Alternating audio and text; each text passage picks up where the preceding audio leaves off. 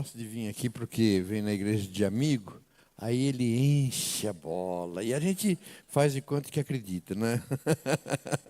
Tudo para a glória de Deus.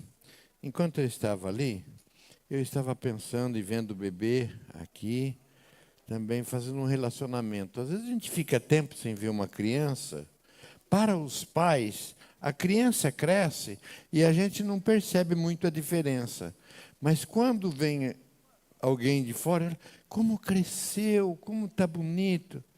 Talvez vocês não tenham percebido tanto, mas a gente que alguns meses que a gente não vem aqui, a última vez foi na consagração do Rafael, como que essa igreja está bonita. Está muito bonita e crescida. Eu olhando daqui, o som, sabe, melhorou, está cheio o som, equipe de louvor. Louvado seja Deus. Eu não quero demorar muito tempo, não, porque eu quero ver a criança crescer de perto, tá bom? Que bom, fico contente mesmo de poder estar aqui com vocês. Obrigado, pastor Ademir, Silvana, por nos chamar, pastor Rafael. A gente está sempre por perto de vocês, tá bom? Que bom que eu venho aqui para rever vocês, rever o amigo, mas para fazer aquilo que eu mais gosto, pregar a palavra de Deus. Esta é a paixão da minha vida. E eu quero convidar vocês para abrirem suas Bíblias no profeta Jeremias, no capítulo 17, versículo 5. Jeremias, capítulo 17, versículo 5. Ele diz assim: pode abrir sua Bíblia, quem não tiver, liga o seu smartphone, ou então está transcrito aqui também, diz assim: assim diz o Senhor, maldito o homem que confia no homem, faz da carne mortal o seu braço e aparta o seu coração do Senhor. Porque será como um arbusto solitário no deserto e não verá quando vier o bem. Antes morará nos lugares secos do deserto, na terra salgada e inabitável. Bendito é o homem que confia no Senhor e cuja esperança é o Senhor. Porque ele é como a árvore plantada junto às águas, que estende as suas raízes para o ribeiro e não receia quando vem o calor, mas a sua folha fica verde e no ano de sequidão não se perturba, nem deixa de dar fruto. Enganoso é o coração, mais do que todas as coisas, e desesperadamente corrupto. Quem o conhecerá? Eu, Senhor, esquadrinho o caminho, eu provo os pensamentos, e isto para dar a cada um segundo o seu proceder, segundo o fruto de suas ações. Nós a louvamos a Deus, já tivemos tempo gostoso, mas agora eu creio que Deus tem uma palavra para o meu e para o seu coração. Desde o momento que o pastor Ademir me convidou, eu venho orando por este momento. E eu quero convidar você para colocar a mão no seu coração agora e orar. Fala a Deus. Fala a Deus. Fala a Deus. Toma o pastor Noidi nas tuas mãos.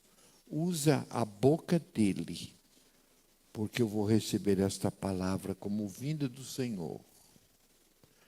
Em nome de Jesus, eu te peço perdão pelos meus pecados, ratifico a minha entrega total ao Senhor, me consagrando ao Senhor como instrumento da tua parte,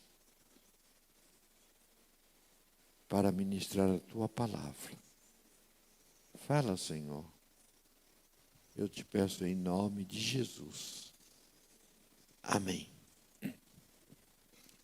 Este texto, ele fala de duas classes de pessoas, de maldito e de benditos.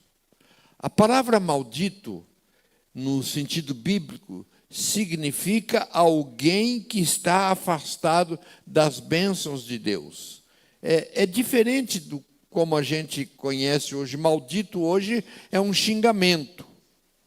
Mas aqui no sentido bíblico é relativo a alguém que esteja afastado dos caminhos de Deus, das bênçãos de Deus, por causa das suas escolhas espirituais. Então, trata da consequência espiritual para quem deposita a sua confiança em pessoas, em sistemas, em políticos, em seres humanos, ao invés de confiar em Deus. É alguém que está sob o juízo de Deus. Como agem as pessoas tidas como malditas? O texto diz, é aquele que confia no homem. Deixa de confiar em Deus para confiar em seres humanos. Pensa que as forças humanas são suficientes. Mas deixa eu explicar também algo interessante, porque às vezes a gente usa esse texto quando alguém faz alguma coisa que a gente não gostou, o que foi decepcionado. É como diz a Bíblia, maldito o homem que confia no homem. Então, deixa eu explicar essa parte. Na realidade, os judeus estavam sendo ameaçados pelos babilônicos. Estavam ameaçados pela Babilônia. Pode deixar, querido, pode deixar, obrigado. Viu? E eles, com medo dos babilônicos, eles pensavam e queriam voltar para o Egito, pedir ajuda para os egípcios. E Jeremias falou, não façam isso, não façam isso. Vocês não devem buscar a ajuda dos egípcios, porque nós já estivemos lá, os nossos pais já estiveram lá. Vocês sabem como que eles nos trataram. Eles não são nossos amigos. Mas o povo de Israel falou, não, faz o seguinte, ora a Deus, pergunta para Deus se nós devemos procurar a ajuda dos egípcios ou não.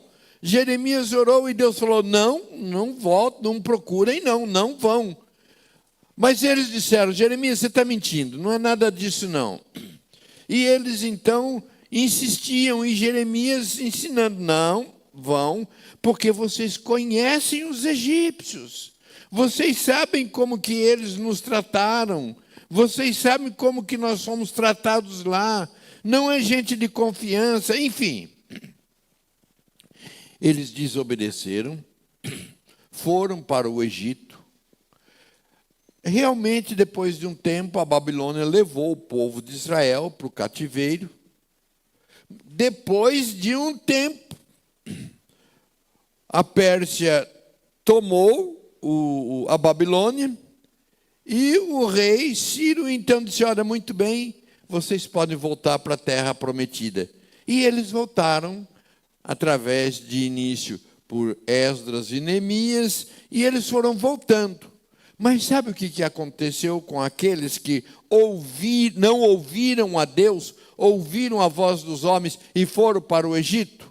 Eles nunca mais voltaram para a terra prometida, e eles morreram lá como escravos e não puderam voltar para o Egito. Esse texto, desculpe-me, não puderam mais voltar para Jerusalém. Então, é nesse sentido que o texto está dizendo, não, maldito o homem que confia no homem. O Egito está prometendo cuidar de vocês, de proteger de vocês, mas vocês sabem que não é isso que eles têm. Então, a gente precisa entender isso, porque senão a gente fica também escaldado. Não posso confiar em ninguém. A Bíblia diz que maldito o homem que confia no homem. Então, eu não posso confiar no marido, não posso confiar na esposa, não posso confiar no médico. E a verdade é que nós não podemos viver nessa desconfiança de tudo e de todos. Pelo contrário, a confiança é a base de um relacionamento. Se você não confia naquele rapaz, não se case com ele. Se você não confia naquela mulher, não se case com ela. Não é? Se você não confia no médico, não vai naquele médico. Então, a confiança é a base de todo relacionamento. Então, precisamos entender esse versículo para não usá-lo de forma equivocada. O problema é depositar a segurança no ser humano totalmente, ao invés de confiar em Deus.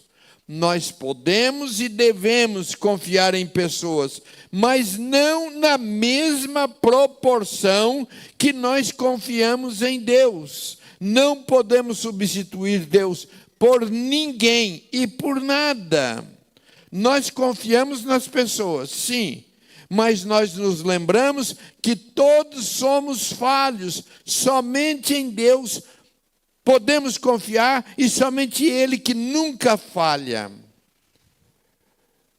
Quem deposita, por exemplo, confia no seu marido, confia na esposa, mas quem confia acima do que confia em Deus, e se de repente, infelizmente nós temos visto tantos casos, a esposa que confiava tanto no marido e o marido atraiu, acabou a vida, não tem mais, não posso mais confiar. Pode continuar confiando em Deus. Às vezes há desespero nesse sentido quando alguém lhe decepciona. Nesses 50 anos de ministério, a gente vai angariando muitas experiências e muitas a gente não esquece. No início do meu ministério, eu estava em Tupã e eu ia de quando em quando, um presbítero me levava para visitar a cunhada dele. A cunhada dele ficava andando o tempo todo na sala, o chão estava todo manchado de bituca de cigarro, porque ela fumava o tempo todo, e ela falava, e ela estava totalmente desequilibrada. E eu perguntei, por que ela ficou nesse estado? Ele disse, ela estava noiva. Era a paixão da vida dela, confiava totalmente no noivo. Mas o noivo rompeu com ela e casou-se com uma outra, e ela perdeu totalmente o equilíbrio, decepcionou-se com a vida e ficou nesse estado. Então, nós confiamos nas pessoas, mas a nossa confiança maior é em Deus. Por quê? Confiamos, mas as pessoas muitas vezes nos decepcionam. Mas nós confiamos mais em Deus, porque Ele nunca nos decepciona. Muito bem. Sem Deus, nenhuma ajuda humana vale. Deus usa pessoas para nos abençoar, mas não colocando nele toda a nossa confiança. Aí o versículo continua, diz sobre o homem maldito: faz da carne mortal o seu braço. Ou seja, confia na sua força, na sua autossuficiência. Eu sou mais eu sei que eu posso, eu sei que eu sou capaz. Aí vai por terra todo aquele treinamento que as empresas às vezes dão para os seus funcionários, e fica aquela ajuda: eu sou mais eu posso, eu consigo, eu vou. Não é tudo aquilo lá, não é bem aí não. Quando a gente passa por aí, eu sou mais eu confio em mim, eu sei que eu dou conta, eu sei que eu consigo, eu sou mais eu. Não é o do bendito, não é a nossa força, não é a nossa capacidade, não é a nossa experiência que fazem com que as coisas aconteçam. É no poder de Deus. Damos o melhor de nós, nos empenhamos, mas sabemos que a nossa força, a nossa capacidade não é suficiente. Mas o versículo continua: aparta o seu coração do Senhor. Quando nos afastamos de Deus, Ele não tem compromisso de nos abençoar. Ele pode até nos abençoar porque Ele é misericordioso, mas Ele não tem compromisso de nos abençoar.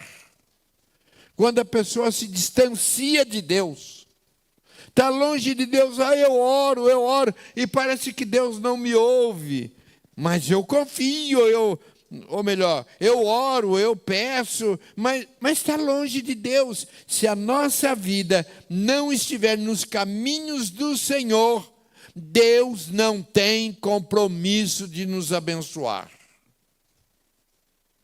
O que nos afasta de Deus?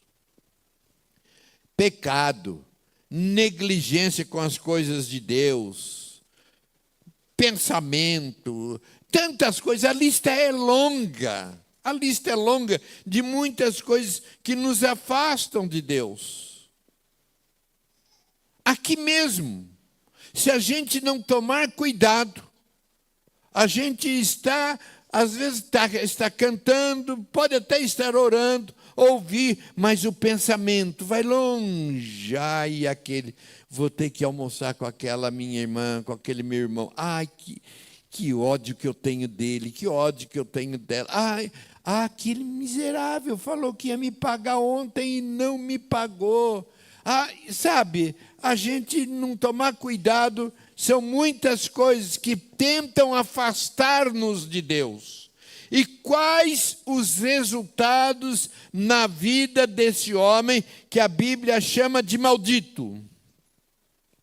Versículo 6 diz assim: será como o arbusto solitário no deserto, sofrerá solidão espiritual. Pode estar no meio de uma multidão, mas sente o vazio, sente sozinho, não tem prazer, ninguém me ama, ninguém me quer. É descrito aqui como um arbusto no deserto, onde há suprimento, onde não há suprimento de água, está sempre sedento. É solitário, mesmo vivendo em meio à multidão. Aí o versículo 6, eu estou só deixando alguns pontos para que vocês continuem pensando, senão nosso tempo não dá, não é? O pastor que apresentou o Netinho disse uma coisa que todo idoso sabe, mas não obedece. Ele disse que todo idoso fala muito. A gente já sabe disso, mas continua falando muito.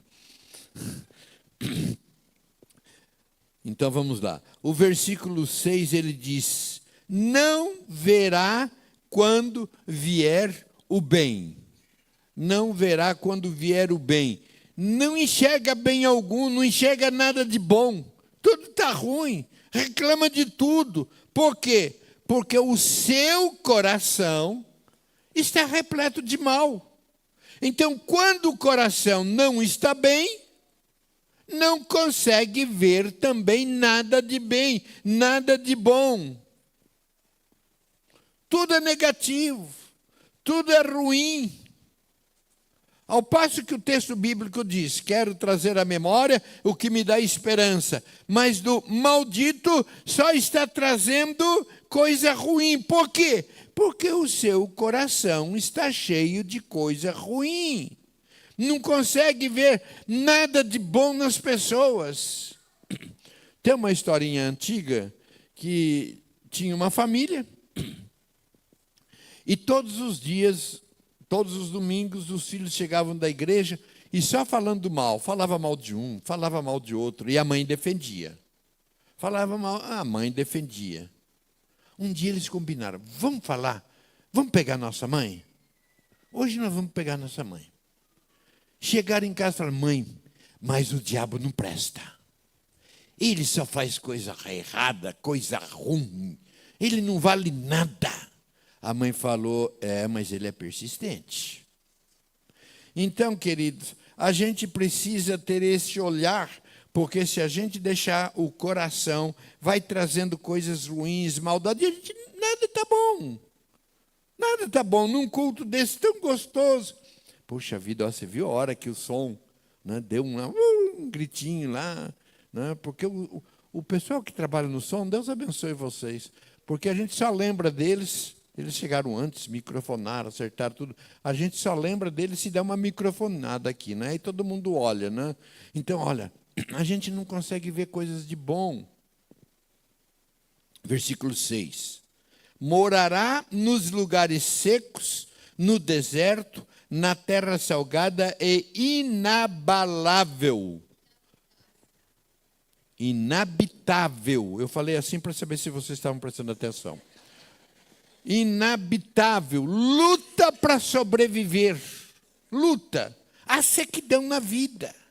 Vai vivendo. Sabe, tem jeito, vou vivendo. Mas, vida marvada, vida ruim. Não tem graça. Não é? É assim que vive. Bom, mas agora nós chegamos nos benditos. Quem são os benditos? Versículo 7. Aquele que confia no Senhor. Quem confia no Senhor? Esse é o bendito. Simples assim? Não. Porque para confiar em alguém, você precisa conhecer. Você precisa conhecer. Nós temos dificuldade de confiar em estranhos. Temos dificuldade. A gente sempre ensina, você precisa abrir o seu coração. Contar para as pessoas o que está lá dentro do seu coração. Mas a gente fala, mas é o seguinte, não fala para todo mundo, não. Não confia em todo mundo, não, para abrir o seu coração. Meu trabalho hoje, a grande maioria do meu tempo, é trabalhando com pastores. E eu sempre incentivo, porque os pastores, normalmente, eles têm dificuldade para abrir o coração. E eu tenho dito, olha, você precisa ter um pastor sobre você. Mas, ao mesmo tempo, eu digo, só que você não pode abrir o seu coração para todo mundo. Você precisa ter alguém que você confia. Não é? Eu sou presbiteriano, e no presbiteriano tem um presbitério. E tem aquela reunião conciliar que aqui chama convenção. Não é? E aí eu digo o seguinte, olha, cuidado, você não pode falar para todos os pastores, porque o que você falar poderá servir contra você na próxima reunião do presbitério ou da convenção. Não é? Então, a gente precisa ter alguém. Então, nós precisamos ter alguém e ninguém maior, melhor do que Deus. Mas, para confiar em Deus também, nós precisamos conhecê-lo. Não é? Precisamos conhecer a Deus. Onde conhecer a Deus? Como conhecer a Deus? Por meio da sua palavra.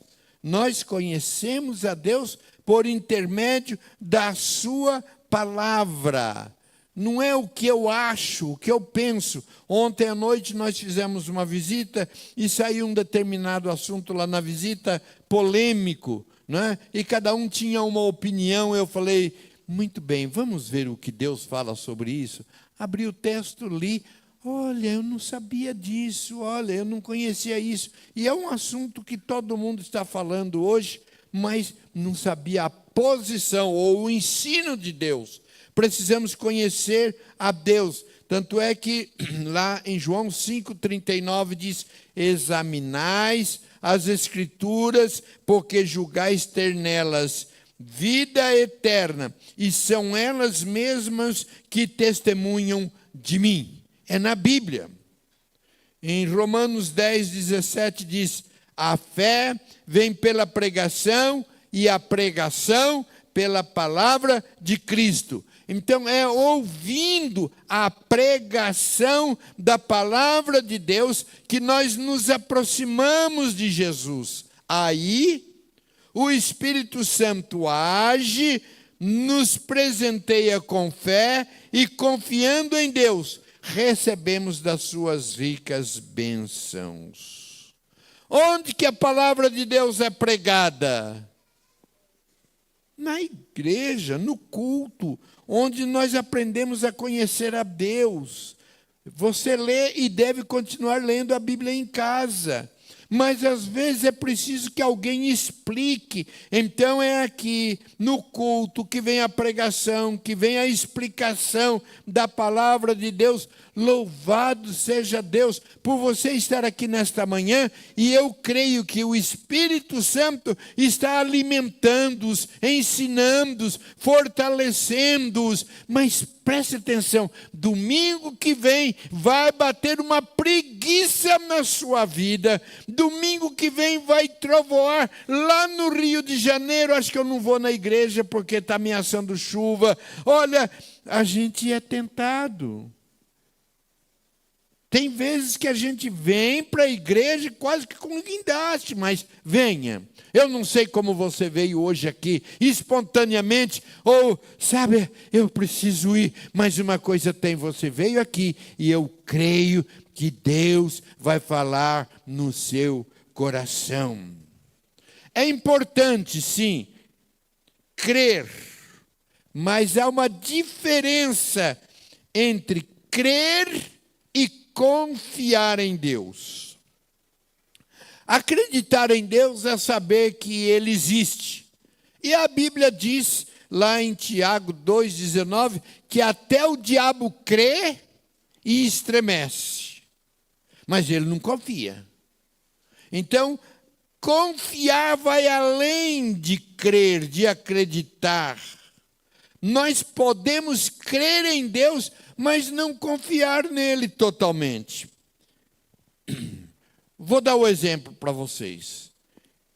Em 1859, Charles Blondin, ele decidiu atravessar as cataratas de Niágara em uma corda. Uma multidão parou para ver o show, cerca de 300 metros. Ele colocou uma corda de um lado para o outro, e ele disse que ele atravessaria aquela corda andando ali, e perguntou para a multidão: vocês acreditam que eu sou capaz de atravessar essa corda sobre o Niágara? E todo mundo gritou: sim! E gritavam, elogiavam a coragem dele. Vocês acreditam mesmo? Sim, toda a multidão gritou. Ele foi, atravessou. Quando ele chegou lá, todo mundo aplaudiu. Aí ele chegou: agora eu vou atravessar nesta corda com uma carriola, com um carrinho. Vocês acreditam que eu sou capaz de atravessar essa corda, atravessar esse espaço com a carriola na mão? Todo mundo: sim. Acreditam mesmo? Sim. Então eu quero convidar, quem de vocês quer sentar na carriola aqui enquanto eu atravesso a corda?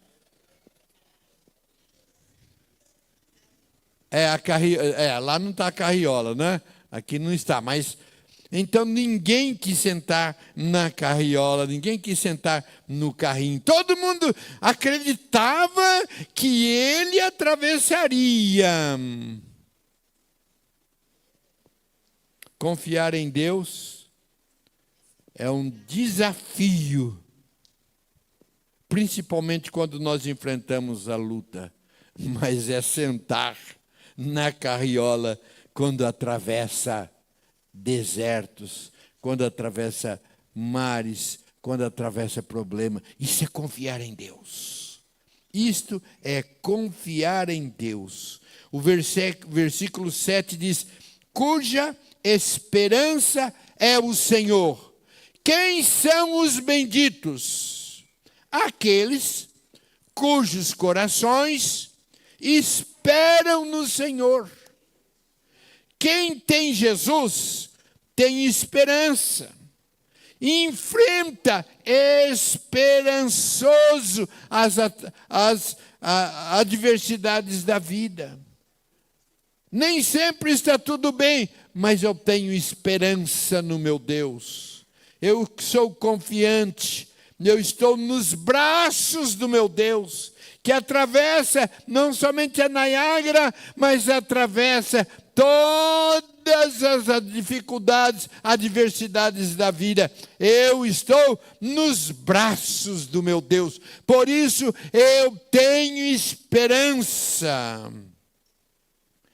Quais os resultados na vida dos benditos? Versículo 8.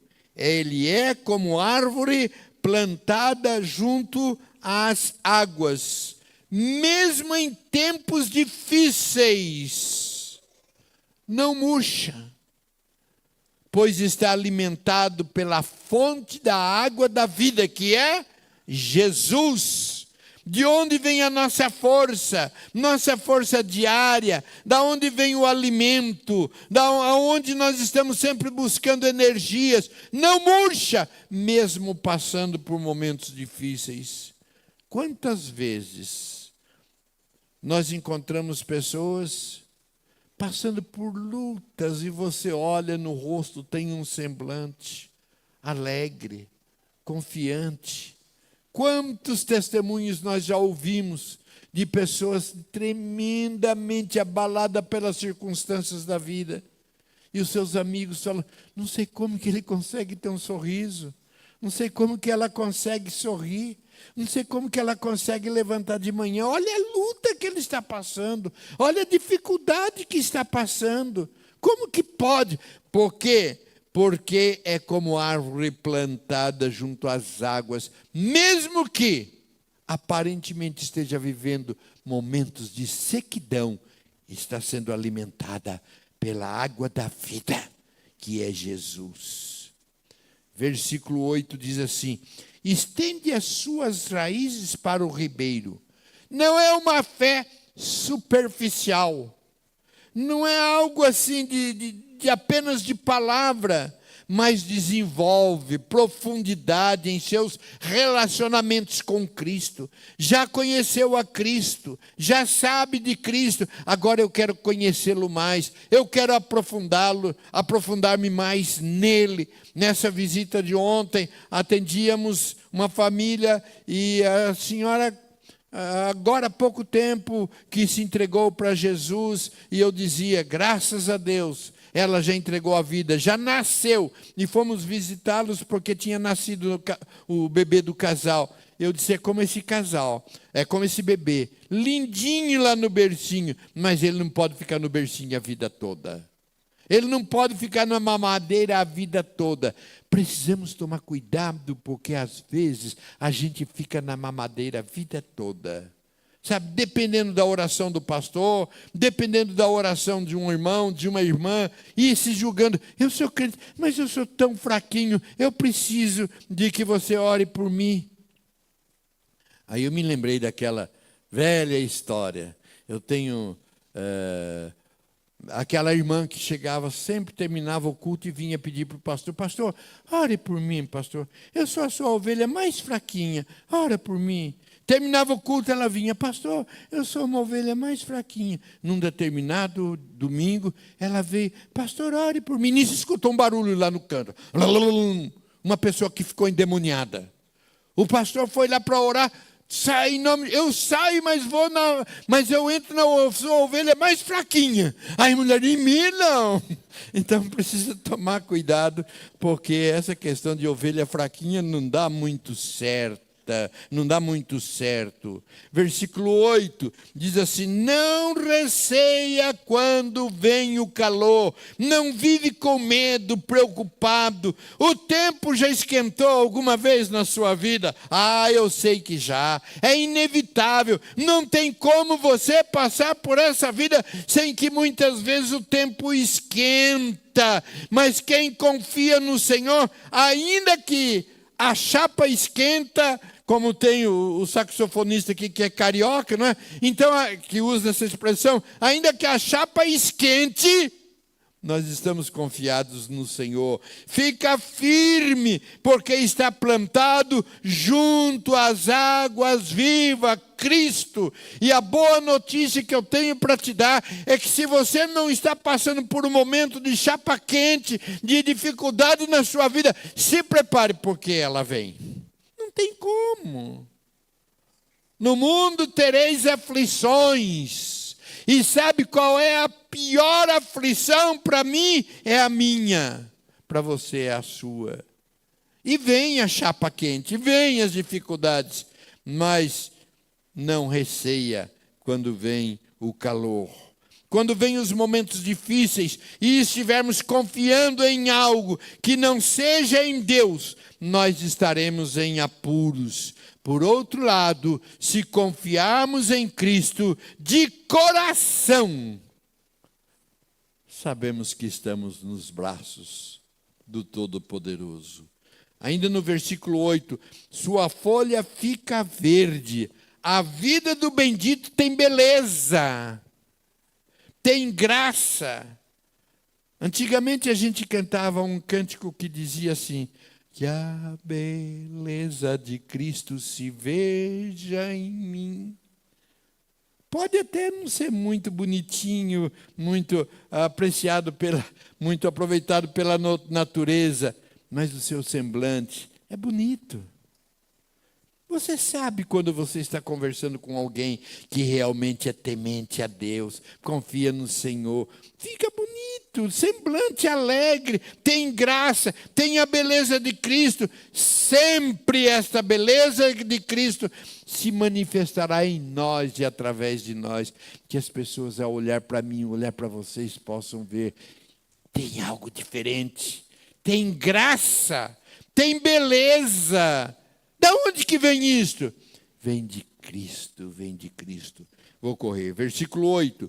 No ano da sequidão não se perturba, nem deixa de dar fruto. Mesmo em tempos difíceis, não se abate sob a bênção de Deus e é frutífero.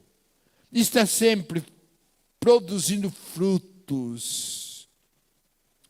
Em seguida, Jeremias fala de onde vêm essas duas circunstâncias, do bendito e do maldito. Vem do coração do homem. O versículo 9, então, ele trabalha dizendo que o coração, ele é enganoso. Ele engana com mentiras. Ele faz olhar para as coisas que o mundo oferece. Cega para a realidade eterna de Deus. Esse é o coração humano. Ele é enganoso. Não dá para confiar no nosso coração. E a palavra enganoso tem a mesma raiz de conspirador, de traiçoeiro, de trapaceiro, e faz qualquer coisa para conseguir o que quer.